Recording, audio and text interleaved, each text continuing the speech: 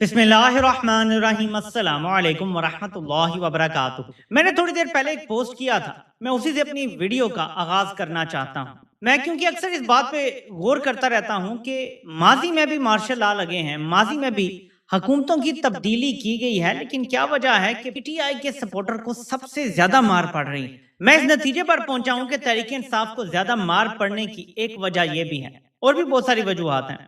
एक वजह यह भी है कि फौज को ये लगता है, फौज ये समझती है, ये जानती है कि जो इमरान खान का सपोर्टर और वोटर है वो पाकिस्तान का सबसे मुहिब्बे वतन तबका है, यानी पाकिस्तान से दीवानों की तरह प्यार करते हैं। और अगर इनको मजीद 10 साल भी तुन के रखा गया, इनको छितर मारे गए, जैसे ही थोड़े से हालात ठीक होंगे ना, ये फिर जिंदाबाद जिंदाबाद का नारा लगाना शुरू करते हैं। बलोचिस्तान में जुल्म रखा ना, वो अब नहीं लगाते नारा जिंदाबाद का। इसी तरह साबिक फाटा के बहुत सारे इलाकों में वो अब जिंदाबाद का नारा नहीं लगाते, और मैं पाक फौज जिंदाबाद वाले नारे की बात कर। लेकिन इधर थोड़ी सी कोई आपको लगता है कि सिस्टम में कोई ऐसी खबरें आ रही हैं कि कुछ इधर उधर होने लगा, तो इधर फौरन उम्मीदें वो पुरानी रालें टपकना शुरू हो जाती हैं। और मैं लोगों की नाइविटी पे परेशान हो जाता हूँ कि 4 साल छितर खाने के बाद भी अगर आपको ये बात समझ नहीं आई कि जर्नैलों की सबसे बड़ी ताकत थी आपकी ये मोहब्बत, इस वतन से मोहब्बत की वजह से आपको लगता है कि आपने वो भी जिंदाबाद करना है। देखें, जो नफरत के काबिल है वो मोहब्बत के काबिल नहीं हो सकते। ये दोबारा भी पैदा हो जाएंगे, आप मोहब्बत के काबिल नहीं हो सकते। हाँ, ये अपनी औकात में रहें, अपना काम करें तो बस ठीक है, ये अपना काम करें, हम अपना काम करेंगे। मोहब्बत वाली कहानी आप दोबारा नहीं चल सकती, ये सब अपने दिमागों में बिठा लें। मुझे थोड़ी सी परेशानी है इस बयानिए से, जब अलीमा खान एक चार्ज क्राउड से खैबर पख्तूनख्वा में, और खैबर पख्तूनख्वा के सेंसिटिव एरिया में जहां जर्नैलों के हवाले से कुछ ज्यादा पॉजिटिव बात नहीं लोग सोचते, वहां खड़े होकर जब कहती हैं कि ये फौजियों की औलादें भी हमारी औलादें हैं, ये भी सिपाही भी हमारे हैं, फलां भी हमारे हैं, तो ये नहीं सुनना चाहते। हाँ, ये करना अच्छा है, गुलवतनी है, लेकिन ये बात याद रखें कि जर्नैल वो जबर और जुल्म की दास्तानें रकम कर रहे हैं कि ये घी सीधी उंगली से नहीं निकलने वाला, और उंगली टेढ़ी तब होगी जब इनके खिलाफ अवाम एक खास हद तक उनकी जहन साजी कर दी। अगर बार बार जैसे इमरान खान ये नारा लगाते थे कि मुल्क भी मेरा फौज भी मेरी, ये नारा अगर अभी भी बदस्तूर लगता रहा और लगाया जाता रहा तो कभी भी इस मुल्क में इनकलाब नहीं आएगा। वो जो खामोश इनकलाब आ जाया करता है ना, देखें मोदी के कैसे कैसे भागते हैं, उनमें से भी बहुत सारों का सॉफ्टवेयर अपडेट हो गया। और एक बच्चा मैं भारत में सुन रहा था क्लिप, वो कहता है कि मेरे वालिद कट्टर बीजेपी के हैं, लेकिन मैं उनको भी कह के आया हूं कि मैं जा रहा हूं, मैं भी बीजेपी का ही था, लेकिन ये जो हो रहा है ये गलत हो रहा है, मैं आ गया हूं। यार, कट्टर बीजेपी का वर्कर, यानी बीजेपी का वर्कर का मतलब आपको पता है क्या है? जैसे हिटलर के वर्कर थे, जैसे नार्सिस्ट थे सारे, ऐसे है बीजेपी का वर्कर। वो भी जाग गया और आ गया नौजवानों के एहतजाज। इस चीज को समझें कि असूल के दफा बहुत बड़े हो जाते हैं, हकूक ज्यादा बड़े हैं। किसी जिंदाबाद जिंदाबाद हमेशा जिंदाबाद वाली कहानियों से ज्यादा बड़े आपके हकूक। आज आपका मुल्क एक है, कल इसका नाम बदल जाएगा, कोई फर्क नहीं पड़ता किसी। यही खिता था ना, एक हिंदुस्तान था, हम आजाद हुए, पाकिस्तान इलादा हो गया, बांग्लादेश अब इलादा मुल्क है, इंडिया इलादा मुल्क है। हर खिते ने अपने अपने तरीके से तरक्की की और हम तनजली का शिकार है। नाम बदलना इसकी वजह नहीं है, इसकी वजह यह है कि निजाम कौन सा आ गया। तो असल चीज निजाम और अवाम होते हैं। मैं सबसे रिक्वेस्ट करूं कि जर्नैल अब दूध से नहाएं, दूध से धुलाएं, पानी से नहाएं, जो मर्जी करें, मोहब्बत वाली कहानी अब दोबारा कोई ना सुनाए। मुल्क भी मेरा, ठीक है, रियासत भी मेरी, और मैं चलाऊंगा, ये नारा होना चाहिए। हाँ, अगर हमारे लिए खिदमत करते हैं हमारी तो फौज, तो ठीक है, हमारे खिदमत गुजार बनते हैं तो ठीक, इसके अलावा कुछ और नहीं होना चाहिए। मैं ये क्लैरिफिकेशन देना चाहता था क्योंकि ये बहुत जरूरी है, वरना आपको चित्र पड़ते रहेंगे। फौज को पता है ये मुहब्बे वतन लोग हैं, हम 10 साल बाद थोड़े से हालात ठीक करेंगे, थोड़ी सी जमहूरियत बहाल कर देंगे, थोड़ी सी इनकी मर्जी की बात एक आध मान लेंगे, बस ठीक है, फिर नारे लगना शुरू हो जाएंगे। ये तासुर आपको खत्म करना पड़ेगा, तब आपको चित्र पड़ने खत्म होंगे। मेरे पाकिस्तानियों, ये जलसे की रात के मनाजिर हैं, ये पेशावर में जो जलसा होने जा रहा है, ये रात के मनाजिर आपको ये मैं दिखा रहा हूँ, और ये अभी से थोड़ी देर पहले के मनाजिर है, रिकॉर्ड की ये वीडियो डाली गई है, और ये किसी मोबाइल फोन से डाली गई है। पीटीआई के अमूमन जलसों में ऐसे ही होता था कि जलसे की रात को चांद रात बन जाती थी जलसे, फिर बड़ा अरसा जलसे रुके रहे। जब से सोहेल अफरीदी आए हैं, शुरू में उन्होंने कुछ स्ट्रीट मूवमेंट की, उसके बाद वो भी रुक गई, अब दोबारा से उसका एक आगाज होने जा रहा है। लेकिन जो मुतजाद दावे सामने आ रहे हैं कि धमकियां पहुंचाई गई हैं, सोहेल अफरीदी को डायरेक्ट भी कहा गया है, आगे से ये कहा जा रहा है, दावा ये किया जा रहा है जी कि नहीं, अनाउंसमेंट तो होगी और किसी फैसला कुन तहरीक की अनाउंसमेंट होगी। ये इस टाइम जरूरी इसलिए है कि आपने जरा सुन, अचानक इन्होंने अल जजीरा की वेबसाइट बैन कर दी है पाकिस्तान में। पाकिस्तान 78 सालों से मकबूजा कश्मीर का मुकदमा लड़ रहा है और लोगों को एक ही बात बताता है कि भारत मीडिया को वहां नहीं जाने देता, भारत मकबूजा कश्मीर के लोगों पे मजालिम करता है, اور انڈیپینڈنٹلی ویریفائی نہیں کرنے دیتا کہ کیا ہو رہا ہے. 78 سال بعد میر جعفر نے ہمیں وہاں پہنچا دیا ہے کہ آج انٹرنیشنل میڈیا کو آزاد کشمیر جانے کی آزادی نہیں ہے. مجھے اچھی طرح یاد ہے عمران خان کے دور میں جب مودی نے 5 اگست کا شب خون مارا تھا اور کشمیر کو لے اڑا تھا تو عمران خان آپ کو پتا ہے کہ مودی کو لتاڑ رہے تھے, سب کچھ کر رہے تھے اور یہ سارے معاملات ہو رہے تھے. تو جرنیلوں نے کس قسم کی گیم کھیلی تھی. اس ٹائم جنرل آصف غفور تھا DG/ISPR اور وہ انٹرنیشنل میڈیا کو لے کے آزاد کشمیر چلا گیا تھا کہ دیکھو بھارت نے تو بین کر دیا ہے سب کو, بھارت نے وہاں پہ انٹرنیٹ بند کر دیا ہے, بھارت نے کشمیر کو ایک پریزن بنا دیا ہے مقبوضہ کشمیر, اور ہمارا دیکھیں آزاد کشمیر کھلا ہوا ہے. عام عوام سے آپ بات کر لیں, سب آپ کو یہ بتائیں گے کہ یہاں آزادیاں ہیں سب کچھ. 2019 میں یہ صورتحال تھی, 7 سال بعد, اور میر جعفر کے 4 سال تقریباً ہونے والے ہیں اس کے بعد اب صورتحال یہ ہے کہ ہم انٹرنیشنل میڈیا کو نہیں لے کے جا سکتے آزاد کشمیر. کوئی پاکستان کا محب وطن یہ کر سکتا تھا؟ میرا آپ سے سوال ہے کیا پاکستان کا کوئی محب وطن یہ کر سکتا تھا؟ نہیں. اس کا جواب آپ کو نفت میں ملے گا کہ یہ اگر پاکستان کا محب وطن ہوتا یہ کبھی وہ نہ کرتا جو مقبوضہ کشمیر میں بھارت کیا کرتا تھا, اور ہم اس کو برا بھلا کہتے تھے. ہم کہتے تھے میڈیا بند ہو گیا ہے, انٹرنیٹ بند ہو گیا, اس نے وہ سارے کام کر دیا آزاد کشمیر. اب میرے پاکستانیوں یہ میں آپ کے سامنے یہ دکھ سے باتیں رکھتا ہوں. انٹرنیشنل تنظیم ایمنسٹی انٹرنیشنل نے کہا ہے کہ ہم پاکستانی اتھارٹیز پہ زور دیتے ہیں کہ وہ غیر مشروع USA چیپٹر ہے ایمنسٹی. پہلے ایمنسٹی انٹرنیشنل کا UK چیپٹر بات کرتا تھا, پہلی بار USA چیپٹر نے بولا ہے کہ ہم اتھارٹیز سے یہ مطالبہ کرتے ہیں کہ عمران خان اور بشرا بی بی کی انکنڈیشنلی جو لائرز تک ایکسس ہے وہ بحال کی جائے, ان کو میڈیکل فیسلٹیز دی جائیں جو ان کی ضرورت ہے, اور ان کی قید تنہائی ختم کی جائے جو کہ غیر قانونی ہے اور فوری طور پہ ختم. پورا بیان کیا ہے یہ میں آپ کو بلکہ ابھی بتاتا ہوں, یہ بہت امپورٹنٹ ہے کہ عالمی ادارے کچھ نہ کچھ اب پریشر بنانا شروع ہو گئے ہیں ان کے اوپر. ایمنسٹی انٹرنیشنل کی یہ پوسٹ ہے آفیشیل کہ Pakistan authorities must restore Imran Khan right as detention reaches 3rd anniversary. لکھتے ہیں کہ ahead of the 3rd anniversary of former Prime Minister Imran Khan ongoing detention, Isabel Lassie, Amnesty International's acting regional director for South Asia, she said for 3 years Pakistan authorities have systematically denied Imran Khan the right to a fair trial. Amnesty International USA لکھتا ہے کہ عمران خان کو systematically fair trial deny کیا گیا ہے. بہت بڑی بات ہے. یونائٹڈ نیشن بول رہا ہے, ایمنسٹی انٹرنیشنل بول رہا ہے, بہت سارے ادارے اب بولنا شروع ہو گئے. اسی طرح بشرا بی بی کے حوالے سے بھی یہی بات کی جا رہی ہے کہ ان کی صحت بھی خراب ہو رہی ہے اور باقی سب کچھ بھی. تو ظاہر میں یہ پورا تو نہیں پڑھوں گا. انٹرنیشنل پریشر آہستہ آہستہ بلڈ ہونا شروع ہو گیا ہے, اور میں غور کر رہا ہوں, بہت غور کر رہا ہوں. جس دن سے میر جعفر نے اتنا بڑا منہ کھول کے $10 ارب مانگا ہے نا ٹرمپ سے کہ میری خدمات کے عوض $10 ارب دو, وہ دن اور آج کا دن ٹرمپ نے دوبارہ نہیں کہا میرا فیورٹ فیلڈ, دوبارہ نہیں کہا کہ یہ بڑے بہترین لوگ ہیں, شہباز بھی بڑا اچھا ہے, میر جعفر بھی بڑا اچھا ہے, نہیں کہا. آپ نکال کے دیکھ لیں اس کے سارے بیانات.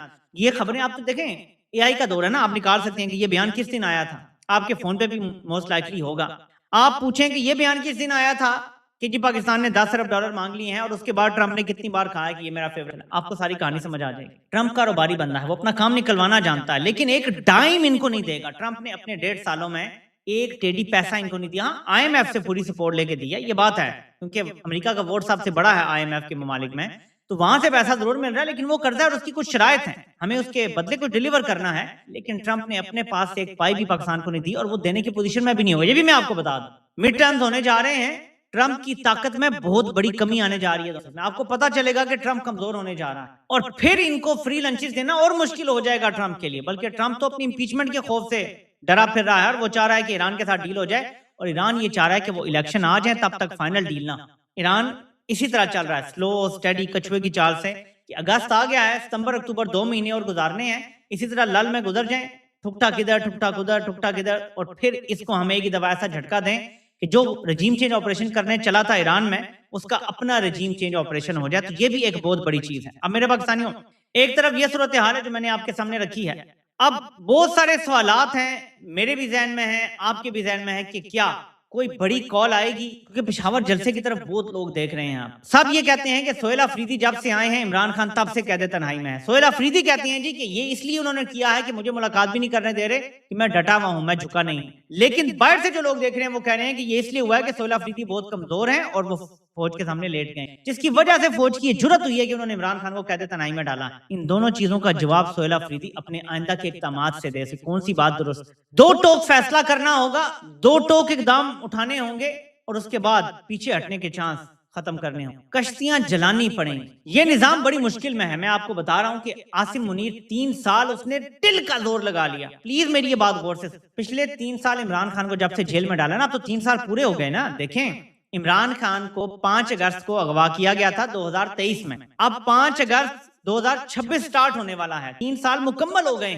اس دوران عاصم میں جتنا زور تھا نا وہ سارا لگا دیا. عمران خان کا نام مٹانے کی ہر کوشش اس کی ہو گئی ناکام.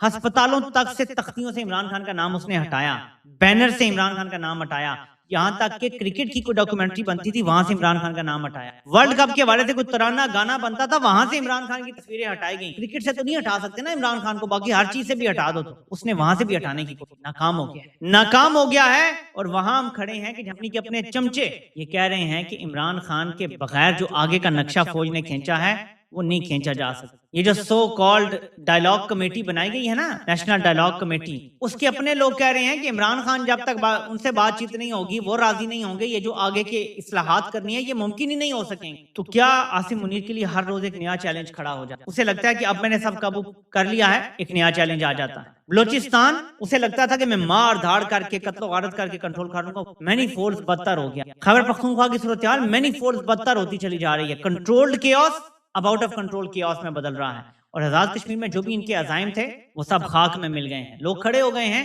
اور پورے ملک میں اور اکراس دا یونیورس لوگ جو ہے وہ کھڑے ہو گئے ہیں. یعنی پوری دنیا میں جو اوورسیز پاکستانی ہیں وہ آزاد کشمیر کی موومنٹ کا حصہ بنتے جا رہے ہیں. دیکھیں آپ ادھر سے کسی سیاسی جماعت کو دبائیں گے، کوئی اور موومنٹ کھڑی ہو جائے گی، اسے دبائیں گے کوئی تیسری موومنٹ کھڑی ہو جائے گی، کبھی مہنگائی پہ، کبھی ظلم پہ، کبھی جبر پہ، کبھی کسی اور چیز پہ، کوئی نہ کوئی کھڑا ہوتا رہے گا. کیونکہ جب آپ دباتے چلے جاتے ہیں نا تو پریشر جو سٹی کی آواز ہے وہ کہیں نہ کہیں سے آتی رہتی ہے. آپ روزانہ فائر فائٹنگ تا وقت ہے کہ میر جعفر کو اپنا اس کا ادارہ لات مار کے گھر بھیجے.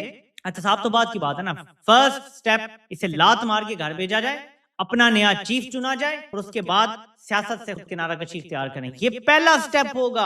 اس کے بعد آگے بہت سارے سٹیپس ہیں.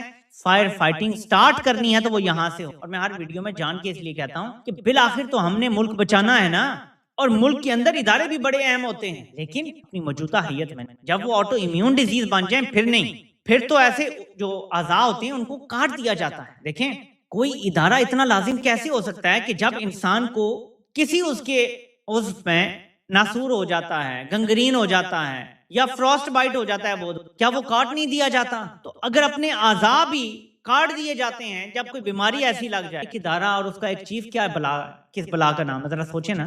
جب آپ آٹو امیون ڈیزیز بن جائیں گے، جب آپ ناسور بن جائیں گے تو کاٹنا پڑے گا، جراحی کرنی پڑے گی، یہ بہت ضروری ہو جاتا ہے. تو وہ اب فیصلہ ادارے نے خود کرنا ہے کہ یہ جراحی پورے ادارے کی سطح پہ ہوگی اور عوام کرے گی، اور عوام جب کرے گی تو وہ بہت ڈفرنٹ قسم کی ہوگی، یا یہ جراحی آپ نے خود کرنی ہے. وقت آپ کے پاس پہلے ہی ختم ہو گیا ہے، میں تو کب سے یہ کہہ رہا ہوں. آگے آپ نے فیصلہ کرنا ہے کہ کتنا عرصہ اور ایسے چلانا ہے. میں آپ کو تھوڑا سا اور بتا دیتا ہوں کہ جو صورتحال آگے بننے جا رہی ہے. دیکھیں شہباز شریف سے زیادہ اچھا پالیسی فوج کو نہیں مل سکتا. وہ اگر میں آپ کو بتا رہا ہوں کہ دوبارہ کاکڑ کو بھی لے آئیں، کسی ایرے گیرے نہ تو ایون محسن نقوی کو بنا دیں وزیر، جو پالش کی کلا شہباز کی ہے نا وہ کسی اور میں نہیں. تو وہ 1000 بار سوچیں گے ضرور کہ یار کس نئے بندے کو لایا جائے یا یہی والا ٹھیک ہے، یہ تو کچھ پوچھتا ہی نہیں. اچھا شہباز شریف کی جو سب سے بڑی خوبی ہے نا فوج کے حق میں، اس شخص میں کوئی عزت نفس ہے ہی نہیں. سیلف ریسپیکٹ نام کی کوئی چیز فوج کے مقابلے میں اس میں ہے ہی نہیں. ادھر سے کچھ لفظ بولا ادھر سے ہاں، ادھر سے کوئی لفظ بولا ادھر سے ہاں، یہی چیز مشہور ہے نا.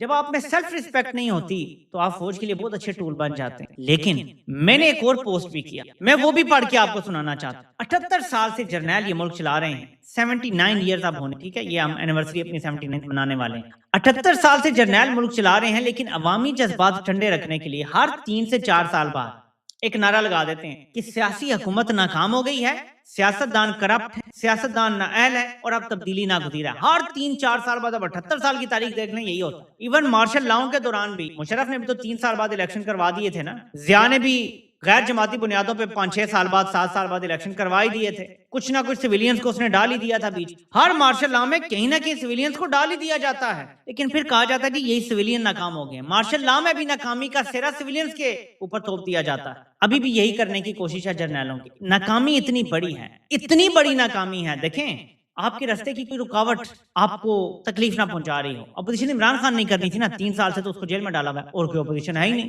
وداؤٹ اپوزیشن حکومت کی گئی ہے 3 سال، اور رزلٹ یہ ہے کہ اپنا اپنا گھر کا بندہ کہہ رہا ہے نظام ختم ہو گیا ہے، نظام برباد ہو گیا ہے، نظام تباہ ہو گیا.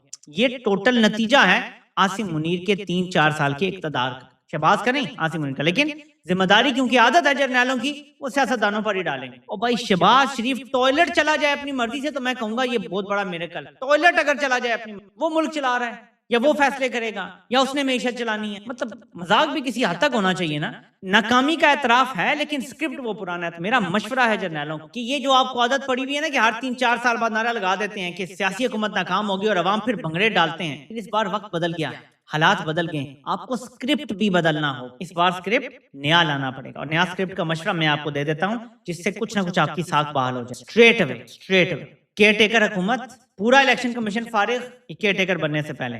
اور اگر 28ویں ترمیم آنی ہی آنی ہے تو اس میں نیا election commission, electronic voting machine آئین میں حصہ بن جائے گا اور اس کا آڈٹ کا پورا نظام بھی آئین میں درج ہوگا. اس سے پہلے انٹرنیشنل ریپیوٹیڈ فرم سے آڈٹ ہوگا، اس کے بعد بھی الیکشن آڈٹ ہوگا. آئین کا حصہ بنانا پڑے گا کہ پوری دنیا کے مبصر، وہ یورپی یونین کے ہوں، امریکہ کے ہوں، برطانیہ کے ہوں، وہ نہ صرف آئیں گے بلکہ الیکشن کے 1 ہفتے کے اندر اپنی رپورٹ جاری کریں گے الیکشن. اور ایسی بہت ساری چیزیں ہیں جو ظاہر ہے کہ سر بیٹھے تو اس کے بغیر کوئی راستہ نہیں. لیکن یہ راستہ تو آپ کو پسند نہیں آتا کیونکہ آپ کا اقتدار امپورٹنٹ ہے، آپ کے پلاٹ امپورٹنٹ، آپ کے فوجی گروپ کے اور عسکری گروپ کے اور سارے جو ہیں یہ کاروبار امپورٹنٹ ہے. تو کریں بھائی کاروبار. پھر یہ میرا آپ کو چیلنج ہے، آپ کے یہ پلاٹ کوڑیوں کے بھاؤ بھی نہیں بکیں گے جو پاکستان کو آپ نے کر دیا ہے، جہاں غربت پہنچ گئی ہے. میرا چیلنج ہے جرنیلوں کو، آپ کے یہی ڈی ایچ اے کے پلاٹ کوڑیوں کے بھاؤ بھی کوئی نہیں. مارک مائی ورڈ، اگر آپ نے سدھرنے کا فیصلہ آج ہی نہ کیا. اور مجھے دی ایکولائزر مووی کا ڈائلاگ یاد آ گیا. اس میں وہ کہتا ہے کہ جاؤ اپنے باس سے کہو آج رات 12 بجے تک اپنا سارا یہ غلط کاروبار ختم کرے اور یہاں سے چھٹی. وہ کہتا ہے یہ تو کوئی آفر نہ ہوئی. وہ کہتا ہے کہ یہی آفر تمہیں ملے. جب تم کیچڑ میں کودتے ہو تو تمہارے کپڑے ضرور گندے ہوں. تو میں کمپنی کو بھی یہ کہہ رہا ہوں کہ آپ کے پاس وقت ختم ہو چکا. بہترین وقت کل تھا، اب تو آج رات 12 بجے اگر آپ یہ سارے کام کرنا شروع کر دیں تو زیادہ بہتر ہے. کیونکہ 12 اس لیے کہہ رہا ہوں کہ 12 ابھی ہو گئے ہیں، شروع کر دیں کام. کل بہترین وقت تھا، نہیں تو ابھی بہترین. لیکن آپ یہ نہیں. کیوں؟ کیونکہ جو لائے جاتے ہیں وہ وہی کرتے ہیں جو لانے والوں نے ان کو کہا ہوتا. اور اسی لیے آج مقبوضہ کشمیر اور آزاد کشمیر ایک ہی لڑی میں پرو دیے گئے ہیں اور ایک ہی اینگل سے پوری دنیا ان کو دیکھ رہی.